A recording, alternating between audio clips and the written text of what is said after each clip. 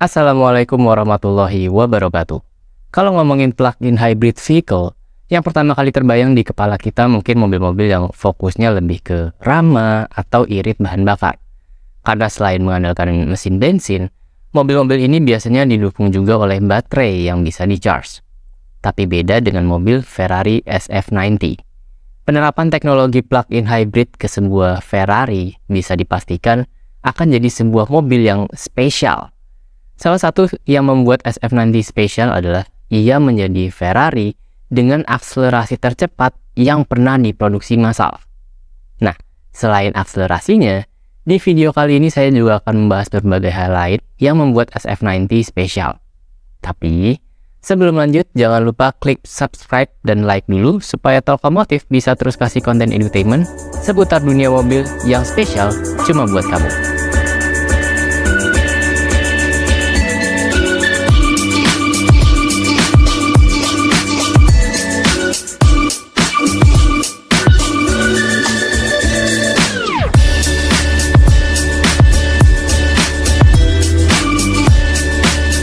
Walaupun tenaga mobil ini sangat luas, tapi Ferrari bilang kalau SF90 justru lebih friendly to drive dibandingkan 488 Pista.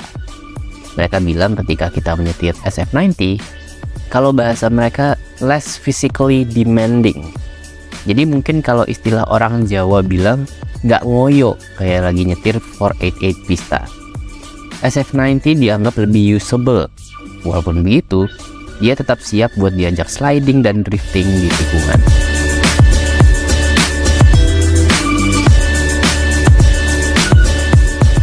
SF90 dipenuhi dengan teknologi yang kompleks. Mobil ini lebih mirip gadget dibandingkan sebuah supercar. Mobil ini mengandalkan banyak bantuan komputer. Misalnya nih ya, pedal remnya itu nggak punya koneksi mekanikal dengan komponen remnya itu sendiri. Semua itu diatur oleh algoritma di komputernya. Nah, bener kan? Kalau sebuah kata algoritma aja bisa masuk ke sebuah supercar, bisa dibilang ini udah kayak gadget. Lebih cocok di review sama Davidnya gadgetin gitu kali ya. Ya anyway, jadi alasan kenapa Ferrari melakukan hal tersebut adalah untuk mengoptimalkan fitur regeneratif brakingnya.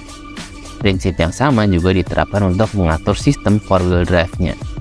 Jadi ya, SF90 bisa dibilang adalah sebuah smart supercar kali ya.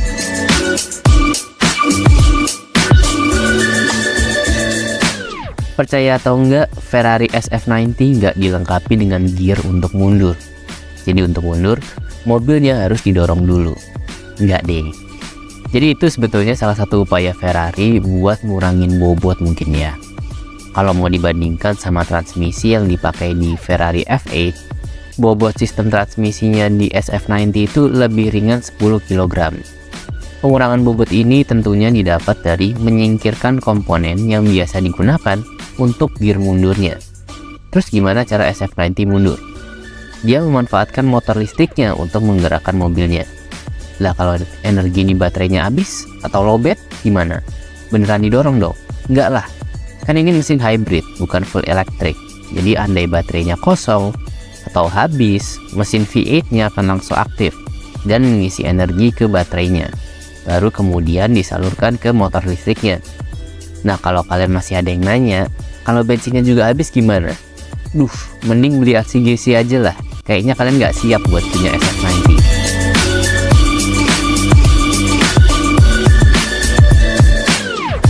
Ferrari menawarkan paket tambahan untuk kalian yang memesan SF90.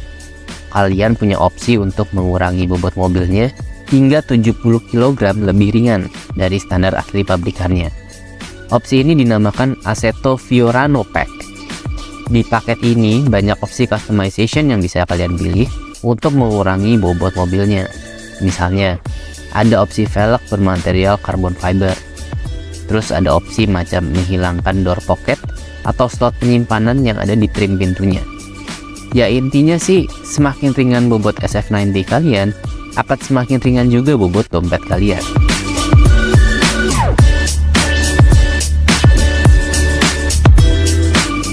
Sebagaimana yang sudah saya singgung di awal, SF90 merupakan Ferrari dengan mesin plug-in hybrid.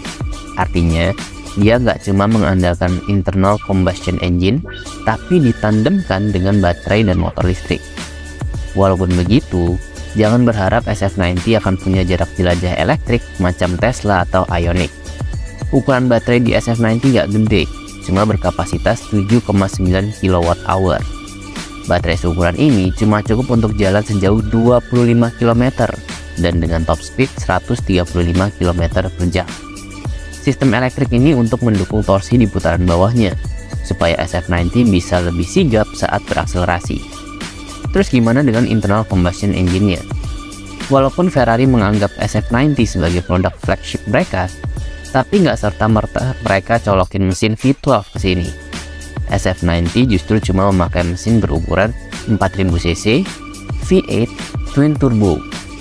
Tenaga yang dihasilkan dari mesin pembakarannya aja udah bisa menyentuh angka 769 horsepower. Itu masih ditambah lagi dengan tenaga dari motor listriknya sebesar 217 horsepower. Sehingga kalau ditotal, seluruh potensi output tenaga milik SF90 mencapai 986 horsepower. Kombinasi tandem mesin ini bisa memacu SF90 dari 0 sampai 100 km per jam dalam waktu hanya 2,5 detik aja. Dan FYI ya, ketika di test tracknya Ferrari di Fiorano sana, SF90 mencatat waktu 1 detik lebih cepat dari LaFerrari.